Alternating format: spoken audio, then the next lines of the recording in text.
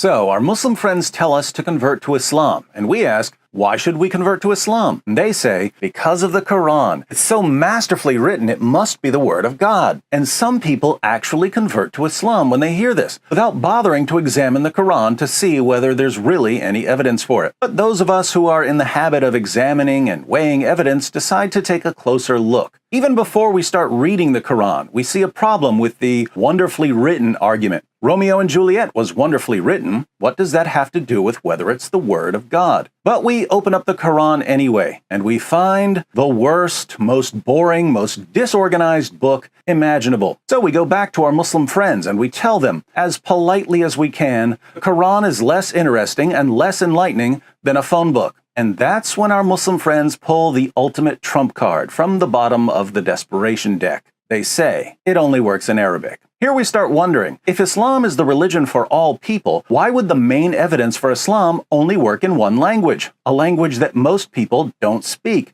Even native Arabic speakers can't understand much of the Quran because it's written in classical Arabic. It gets worse because even classical Arabic scholars can't understand parts of the Quran. The Arabic scholar Geert Puin, for instance, says this: the Quran claims for itself that it is mubin, or clear. But if you look at it, you will notice that every fifth sentence or so simply doesn't make sense. Many Muslims and Orientalists will tell you otherwise, of course, but the fact is that a fifth of the Quranic text is just incomprehensible. This is what has caused the traditional anxiety regarding translation. If the Quran is not comprehensible, if it can't even be understood in Arabic, then it is not translatable. People fear that. And since the Quran claims repeatedly to be clear, but obviously is not, as even speakers of Arabic will tell you, there is a contradiction. The Iranian scholar Ali Dashti, in his book 23 Years, adds, the Quran contains sentences which are incomplete and not fully intelligible without the aid of commentaries, foreign words, unfamiliar Arabic words, and words used with other than the normal meaning, adjectives and verbs inflected without observance of the concords of gender and number, illogically and ungrammatically applied pronouns which sometimes have no referent,